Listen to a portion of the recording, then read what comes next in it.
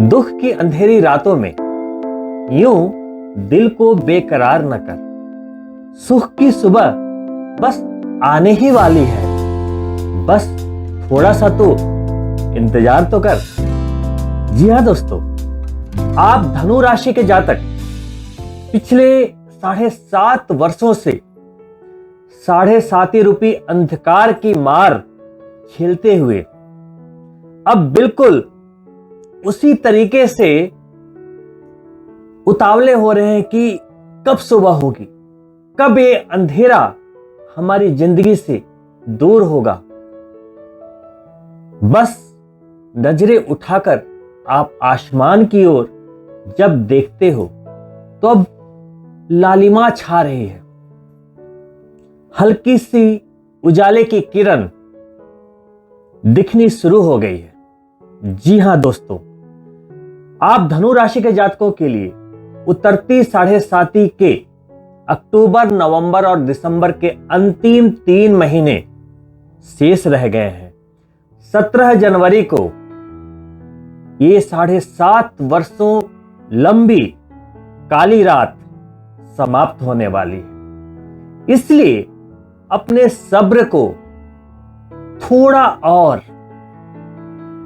संभालिए। आपको जिंदगी में फिर से वो सब कुछ मिल पाएगा जिसके आप अधिकारी हैं।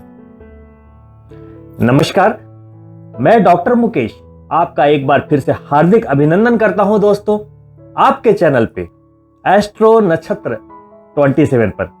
दोस्तों, आप सभी का बहुत सारा प्यार इस चैनल को प्राप्त हुआ है और यही वजह है कि बहुत ही कम समय में आपका भरोसा मिला है, आपका विश्वास मिला है और आपके इसी भरोसे और विश्वास के कारण बहुत ही गंभीरता से गोचर की स्टडी करने के बाद मैं आपके सामने आता हूं मार्गदर्शन लेकर।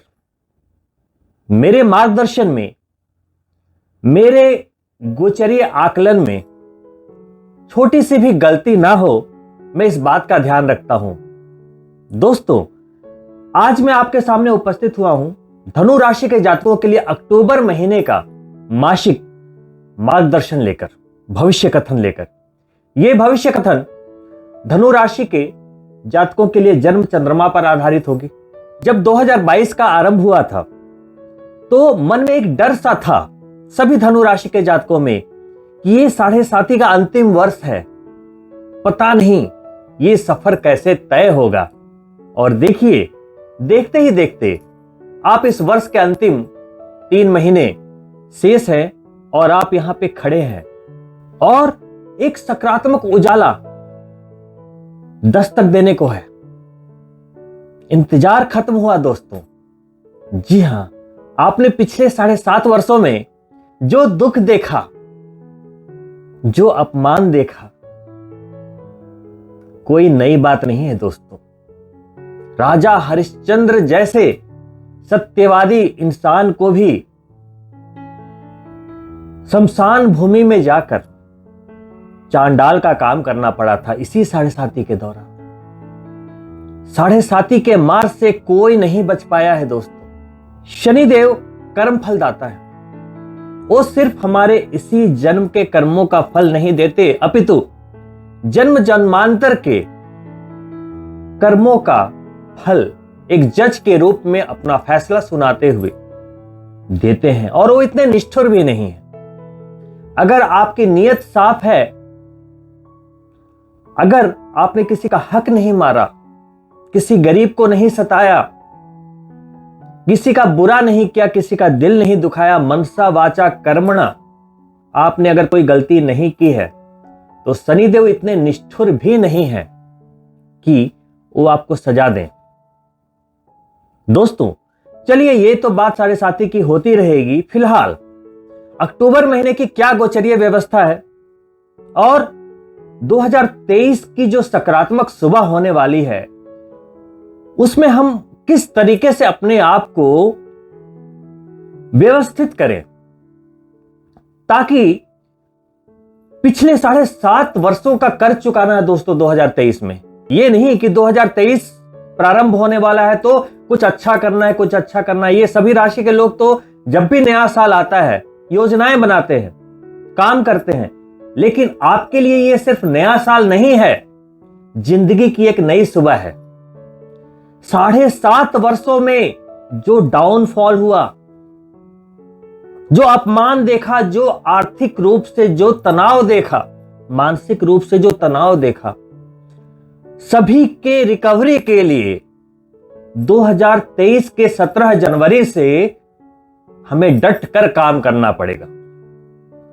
डट कर काम करना पड़ेगा, तब जाकर कहीं 2023 के अंत में आप मुस्कुराते हुए खड़े होंगे कि वाह, इस वर्ष में प्रभु आपका लाख लाख शुक्र है, आपने हमें सजा से मुक्त कर दिया, हमें रिहाई दे दी हमारे कर्म फल से। तो दोस्तों, शनि देव की 7.5 का जाना अपने आप में एक इतना बड़ा रिलीफ है, इतना बड़ा रिलीफ है कि आप जो 7.5 के दौरान कितना भी दिमाग लगाकर जो काम नहीं कर पा रहे थे, कितनी भी मेहनत करने के बाद भी पैसे नहीं जुटा पा रहे थे, खर्चे लगातार बने हुए,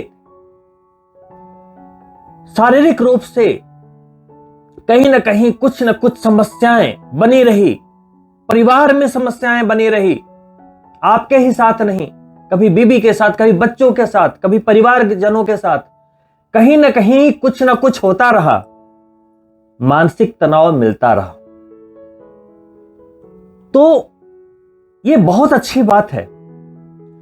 इसकी आहट आपको आने वाले महीने यानी कि अक्टूबर के 23 अक्टूबर 23 अक्टूबर से ही समझ में आने लगेगी, सुनाई देने लगेगी। जी हां, अभी शनिदेव आपके धन के भाव में सेकंड हाउस में वक्री है। 23 अक्टूबर को मार्गी हो जाएंगे और मार्गी होते ही एक रिलीफ मिलेगा। क्यों मिलेगा? 7.5 तो समाप्त नहीं हुई, क्यों मिलेगा रिलीफ? देखिए, आपके जो राशि के स्वामी हैं बृहस्पति देव, वो चतुर्थ भाव में स्वराशि में केंद्र में वक्री होते हुए गतिमान है। और जब बृहस्पति केंद्र भाव में स्वराशि में विराजमान होते हैं तो पंच महापुरुषों में एक राजयोग को भी निर्मित करते हैं, जिसे कहते हैं हंस राजयोग। शनिदेव की दृष्टि वहां भी जा रही थी वक्री होते हुए, तो कहीं ना कहीं एक जो अनकंफर्टेबल होना जो कहते हैं राशि के स्वामी का, वो बना हुआ था। और चतुर्थ भाव है सुख का।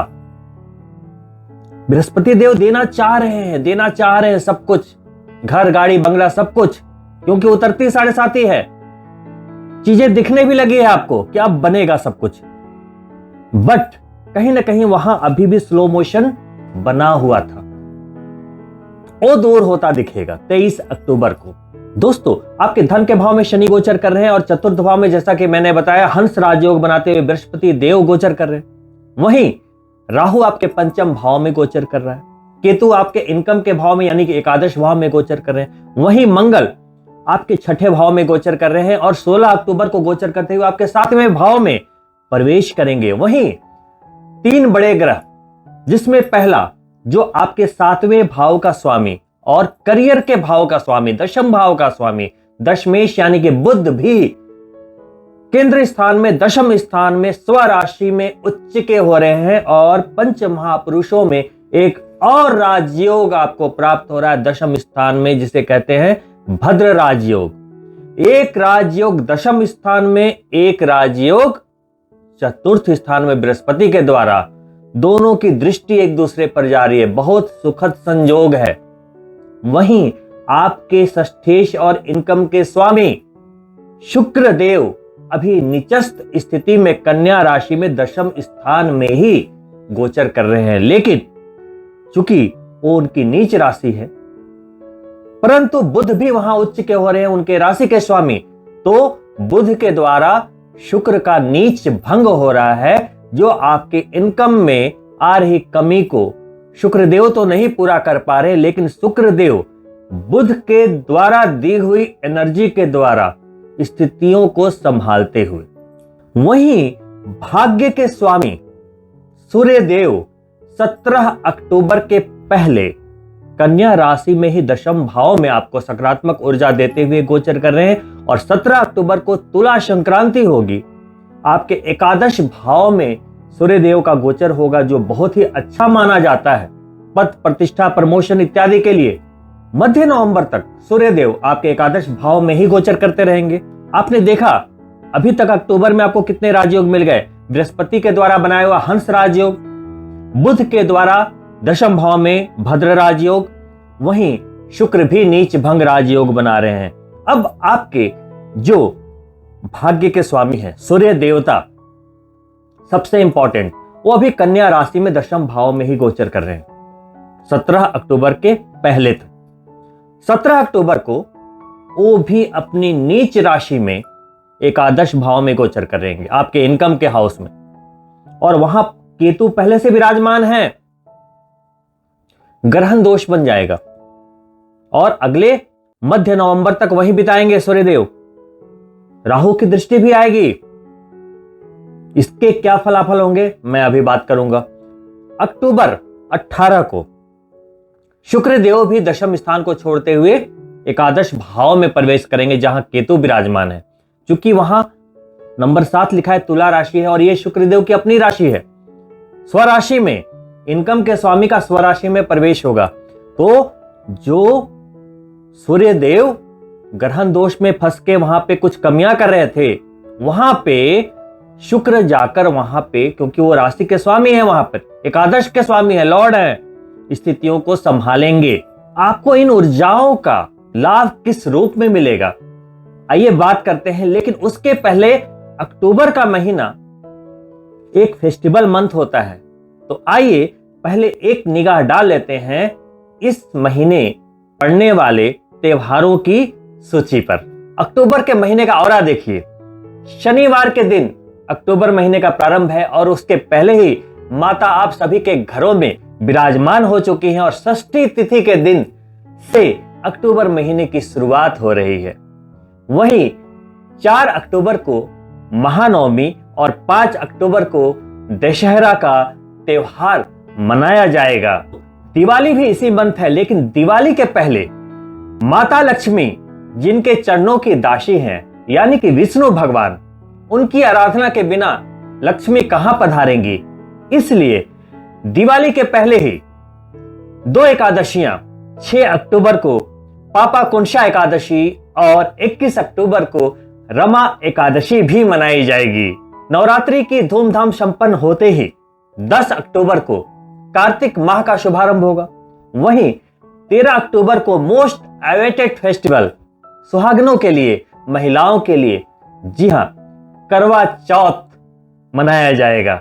वहीं 17 अक्टूबर को, चूंकि कार्तिक प्रारंभ हो चुका है और तुला संक्रांति है, 17 अक्टूबर को सूर्य तुला राशि में जाने वाले हैं, नीच के हो जाएंगे, तो तुला संक्रांति मनाई जाएगी 17 अक्टूबर को। और माता अपने बच्चों के सकुशलता के लिए, लंबी आयु के लिए, हर तरह के शुभ शुभ के लिए एक व्रत करती है जिसका नाम है अहोई अष्टमी।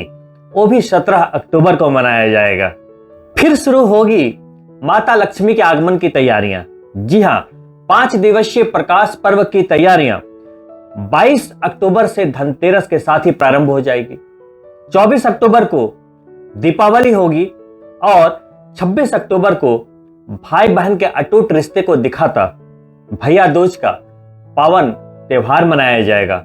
वहीं 25 अक्टूबर को सूर्य ग्रहण भी है। सभी देवी देवता अक्टूबर के महीने में ऐसे अपना आशीष बरसा रहे हैं, तो कोई भी कठिनाई भला कैसे आ सकती है। बस आपके अंदर का एक सकारात्मक रुख चाहिए, क्योंकि शनिदेव ने पिछले 7.5 सालों में आपको तराश तो दिया है। दोस्तों, बिना संघर्ष के कोई महान नहीं होता।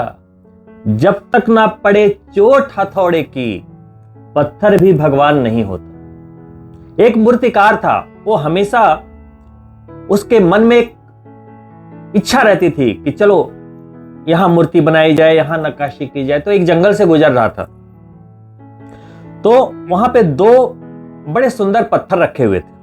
तो उनके मन में इच्छा हुई कि चलो आज एक भगवान की मूर्ति बनाते हैं।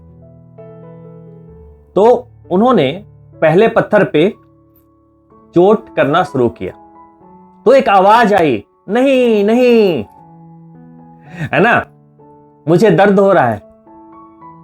तो मूर्तिकार ने सुना, उसने कहा चलो इसे दर्द हो रहा है, रहने दो। उसने दूसरे पत्थर पे चोट करनी शुरू की और एक बहुत ही बढ़िया श्रीहरि नारायण की मूर्ति बनाई। फिर वो अपने गांव को गया। गांव में बड़े उत्साह का माहौल था, क्योंकि वहां एक नया नया मंदिर बनना तय हुआ था और वहां भगवान की मूर्तियों की आवश्यकता थी। तो मूर्तिकार ने बोला कि अरे वाह, ये तो बड़ा अच्छा हुआ, मैंने पिछले ही हफ्ते अभी एक श्रीहरि नारायण की बड़ी नायाब मूर्ति मैंने तराशी है, चलो लेकर आते हैं। सारे गांव वाले उत्साह में ढोल नगाड़े लेकर गए और भगवान की मूर्ति को उठाकर मंदिर में स्थापित कर दिया। समय बीतता गया। एक दिन मूर्तिकार मंदिर में बैठा था, तो उसने एक बात नोटिस की कि जहां श्रीहरि नारायण की मूर्तियों की लोग पूजा कर रहे थे, उसके बगल में एक और पत्थर रखा था, उस पर लोग नारियल फोड़ रहे थे। उसने ध्यान से देखा, ये वही पत्थर था जिस पर उसने पहले चोट की थी और उसने मना कर दिया था कि नहीं, मुझे मत मारो। दोस्तों, यही जिंदगी की कहानी है। जो व्यक्ति जो हथौड़े की चोट खाने से डरता है, जो संघर्षों की मार खाने से डरता है, बाद में उसी के सर पे नारियल फोड़े जाते हैं। और जो संघर्षों के बीच, आंधियों के बीच, जिम्मेदारियों के बीच डटकर खड़ा होता है, चोट की परवाह नहीं करता, हर चोट के साथ निखरता जाता है, निखरता जाता है, तो पूजनीय हो जाता है। देखिए, अक्टूबर के महीने की जैसे ही शुरुआत होगी, माता आपके घर में ही विराजित रहेगी, उनका आशीर्वाद तो मिल ही गया। साथ में आपके राशि के स्वामी चतुर्थ भाव में हंस राजयोग बनाते हुए गोचर कर रहे हैं और अपनी 7वीं दृष्टि सीधा दशम भाव पर दे रहे हैं। इसका क्या फायदा मिलेगा? करियर जो है आपका मजबूत होता हुआ। दोस्तों, देवगुरु बृहस्पति क्या है? वो है क्रिएशन। विचारों का निर्माण हो, चाहे किसी भी चीज का निर्माण हो। और सामने बुध भद्र राजयोग में बुध क्या है? बिजनेस। तो अगर आप धनु राशि के जातक हैं, बिजनेसमैन हैं और आपका बिजनेस किसी निर्माण से जुड़ा हुआ है, यानी कि मैन्युफैक्चरिंग से जुड़ा हुआ है, तो ये समय बहुत शक्तिशाली है। देवगुरु बृहस्पति आपके चतुर्थ भाव में हंस राजयोग बना रहे हैं, तो चतुर्थ भाव से रिलेटेड आपको सारे सुख देंगे और चतुर्थ भाव है ही सुख का। माता के स्वास्थ्य का लाभ होगा। जितनी लग्जरी या कंफर्ट के साधन आप लेना चाह रहे थे, ले सकते हैं, लेकिन जो आपके इनकम के स्वामी हैं उनको पहले 18 अक्टूबर को एकादश भाव में जाने दीजिए, ताकि खर्चों की अधिकता ना हो जाए, आप स्मूथली कुछ भी कर पाए। तो या तो आप नवरात्रे में घर वगैरह की बुकिंग करा सकते हैं, अगर कोई नया घर लेना था, रजिस्ट्रेशन करनी थी, एडवांस देना था, ये चीजें आप कर सकते हैं। या गाड़ी भी लेनी है तो नवरात्रि के दौरान बुकिंग करा सकते हैं। उसके बाद बीच में कुछ गैप करते हुए जो दीपावली निकलेगी, तब तक शुक्र भगवान अपनी स्वराशि में एकादश भाव में आकर स्थान संभाल लेंगे। इनकम बढ़ती हुई दिखेगी आपको। देखिए, 17 अक्टूबर के पहले आपके भाग्य के स्वामी दशम भाव में है, तो आपके करियर को भाग्य का साथ मिलेगा। सूर्य चूंकि एडमिनिस्ट्रेशन है, तो आप जितने भी धनु राशि के जातक सरकारी नौकरी या प्राइवेट नौकरी में हैं, उन्हें प्रमोशन पदोन्नति मिलने के पूरे आसार हैं। क्यों? वहां बुध उच्च का राजयोग बना रहा है, बृहस्पति राजयोग बनाते हुए दृष्टि दे रहे हैं और सूर्य दशम भाव में ही उपस्थित हैं और लाभ के स्वामी भी दशम भाव में उपस्थित हैं। तो एक तो सूर्य सरकारी नौकरी का भी कारक है प्रशासन एडमिनिस्ट्रेशन का भी कारक है और आपके भाग्य के स्वामी भी हैं। तो सबका एक कंबाइंड बेनिफिट मिलना है। वो 17 अक्टूबर के पहले अगर आपका कोई प्रमोशन ड्यू था, मिल जाएगा। प्रयास करते रहिए, अभी आपको निराश नहीं होना है। 17 अक्टूबर को आपके भाग्य के स्वामी नीच हो जाएंगे, यानी कि 17 अक्टूबर के बाद थोड़ा भाग्य में कमी का अनुभव होगा। और क्योंकि वो ग्रहण दोष में भी फंस जाएंगे और उनकी नीच राशि भी है सूर्य की रश्मि 0 हो जाएगी। तो गायत्री मंत्र का जाप करते रहें, सूर्य के बीज मंत्रों का जाप करते रहें, इससे आपको कोई नुकसान नहीं होगा। लेकिन सूर्य के ग्रहण दोष में जाने के कारण और चूंकि वो उनकी नीच राशि होगी, सूर्य कमजोर हो जाएंगे। तो सूर्य आत्मविश्वास का कारक है। तो कहीं ना कहीं अगर आप कहीं बिजनेस में निवेश करना चाहते थे, नए शेयर्स खरीदना चाह रहे थे, कुछ नया करना चाह रहे थे, वहां आपका आत्मविश्वास थोड़ा डगमगाएगा। वहीं सूर्य चूंकि एकादश भाव में गोचर के विज्ञान के अनुसार, सिद्धांत के अनुसार अच्छा फल देते हैं, तो भले ही वो ग्रहण दोष में है, लेकिन 9+11 का एक धनयोग बनाएंगे। 9th हाउस भी लक्ष्मी का भाव, 11th हाउस भी लक्ष्मी का भाव, इनकम का हाउस, सारे लाभ का भाव। तो 9+11 का संयोग बनेगा, एक धन योग क्रिएट होगा। अब जिनकी जन्म पत्रिका में सूर्य उच्च के हैं या सूर्य बली है, कोई दोष में नहीं है, तो उन्हें ग्रहण दोष का कोई भी नुकसान नहीं होगा। धनु राशि के जातकों के लिए नौकरी हो या अपना काम, वहां पे जबरदस्त तेजी देखने को मिलेगी, तरक्की देखने को मिलेगी अक्टूबर के महीने में। वहीं जो बिजनेसमैन हैं या कारोबारी वर्ग के लोग हैं, उन्हें भी अक्टूबर के महीने में बड़े लाभ की प्राप्ति संभावित है। साथ ही उन लोगों के लिए भी अच्छा समय है जो अपने नौकरी में एक बदलाव चाहते थे या स्थान में परिवर्तन चाहते थे। अगर आप इंडिया में थे, आपको लगता है कि नहीं, मुझे इंडिया के बाहर जाना है, मान लो आप ऑस्ट्रेलिया में थे, कनाडा जाना है, यूएसए में थे, इंडिया वापस आना है, तो बदलाव के लिए एक अच्छा समय।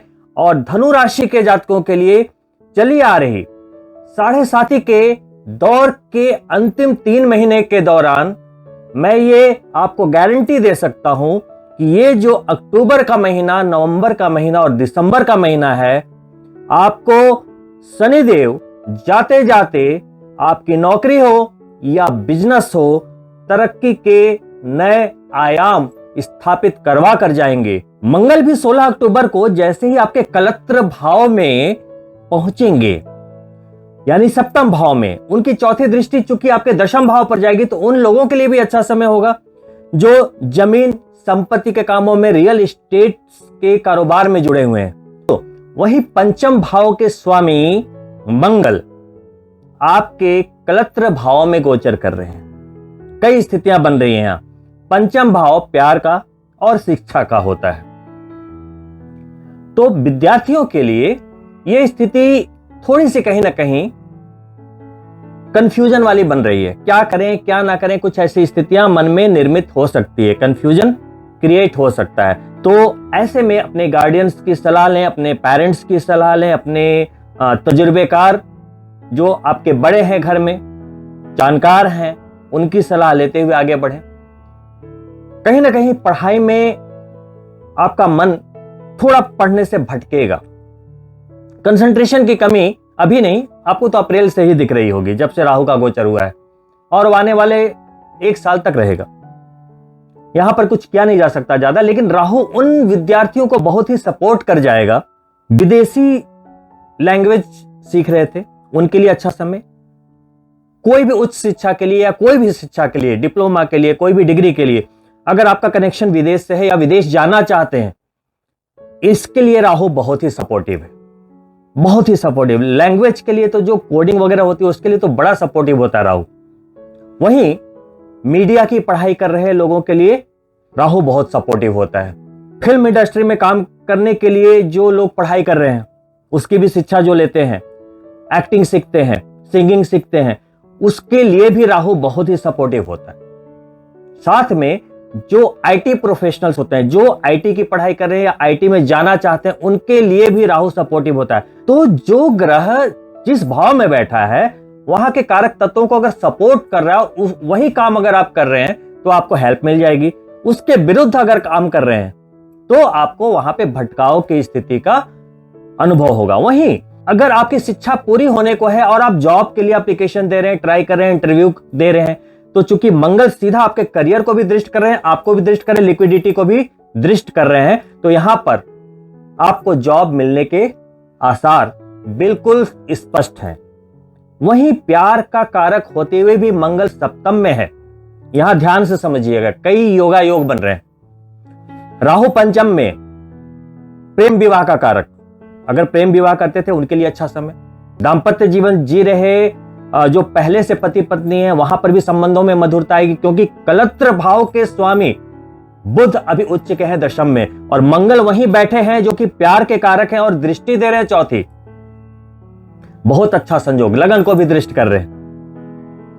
साथ में प्यार और पैसे का कारक ग्रह शुक्र भी दशम में है और उसका नीच भंग यहीं के स्वामी कर रहे हैं, कलत्र भाव के स्वामी, सप्तम भाव के स्वामी। और मंगल की दृष्टि जब भी शुक्र पे जाती है तो प्रेमी युगलों के लिए एक सनक क्रिएट करती है। वो कहते हैं ना, डू और डाई वाली स्थिति पैदा करती है, पागलपन। कहते हैं ना, लोग प्यार में पागल हो जाते हैं।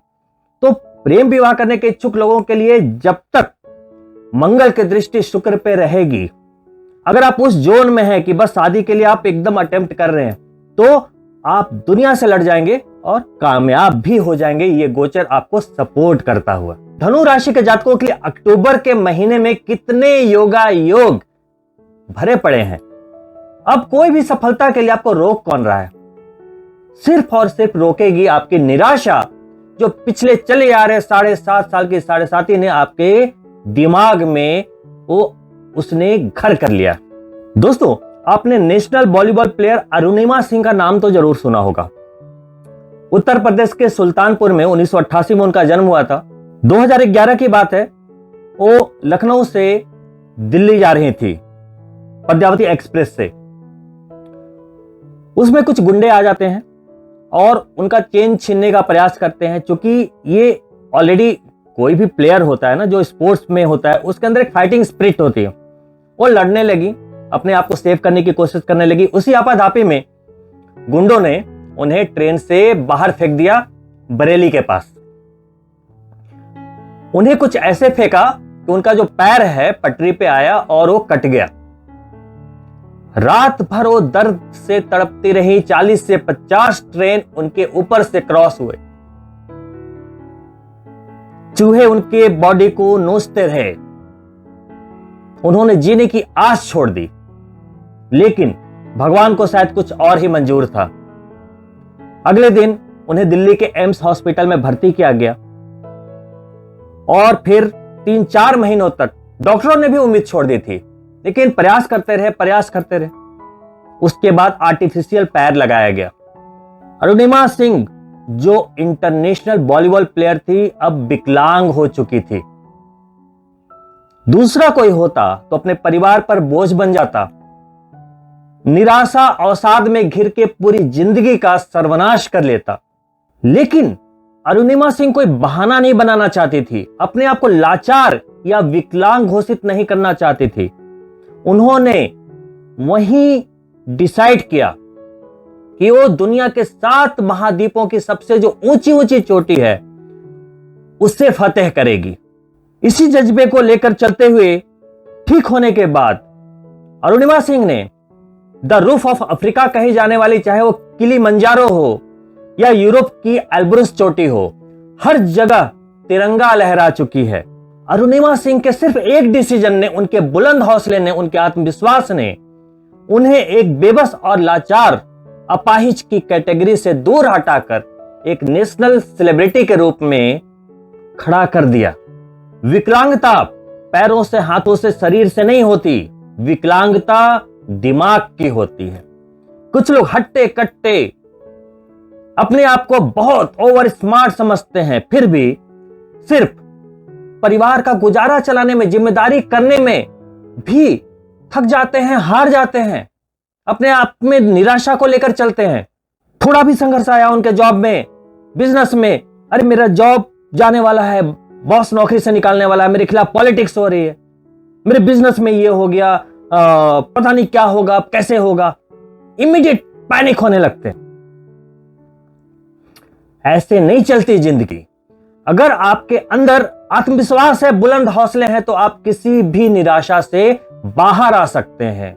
जिंदगी में ये जो छोटे मोटे जो स्ट्रगल आते हैं वो तो आते रहेंगे। वो स्ट्रगल अरुणिमा सिंह के घटनाक्रम से ज्यादा तो नहीं हो सकता, आप उसे पार कर लेंगे। लेकिन अगर आप अभी किसी से पूछो, भाई साहब कैसा चल रहा है, तो जवाब आता है कुछ लोगों का, कट रही है जिंदगी, चल रहा है, अभी कहां पैसा है, चल रही है कैसे भी जिंदगी, चल रहा है गुजारा। इतना निराशावादी जवाब देते हैं, सब कुछ होते हुए भी, सब कुछ ठीक ठाक भी है लाइफ में, तब भी उनका जवाब इतना निराशावादी होता है। वैसे ही लोग यहां से अपाहिज होते हैं, विकलांग होते हैं, जो ना तो खुद कुछ करते हैं, ना किसी के लिए प्रेरणा का स्रोत बनते हैं। तो दोस्तों, यह गोचर बहुत अच्छा है, आपकी सफलता के लिए सब कुछ आपको सपोर्ट करने के लिए खड़ा है। लेकिन जिसे सपोर्ट लेना है वो अपने लिए स्टैंड ले, तब तो जिंदगी चलती है, तब तो सफलता मिलती है, तब तो अचीवमेंट मिलती है। उम्मीद करता हूं दोस्तों आप मेरी बात से सहमत होंगे, और इन्हीं शुभकामनाओं के साथ कि अक्टूबर का महीना आपकी जिंदगी में आपको हर सफलता दे, मैं आपसे अनुमति चाहूंगा। नए दर्शकों से अनुरोध है कि अगर आपने अभी तक हमारा चैनल सब्सक्राइब नहीं किया है तो प्लीज सब्सक्राइब करें, और अगर आपको ये वीडियो इंफॉर्मेटिव लगा है, अगर आपने इस वीडियो से कुछ भी सीखा है या आपको कोई भी मदद मिली है, तो लाइक करना ना भूलें और अपने मित्रों के लिए शेयर भी करें। आपका ये छोटा सा सहयोग समय निकालकर हमें वीडियो बनाने में बहुत ही उत्साहित करता है, और आप लोगों ने बहुत प्यार दिया है हमारे चैनल को। इसी तरीके से अपना प्यार बनाकर रखिए। बहुत ही जल्द मिलता हूं दूसरे वीडियो में, तब तक के लिए नमस्कार मित्रों।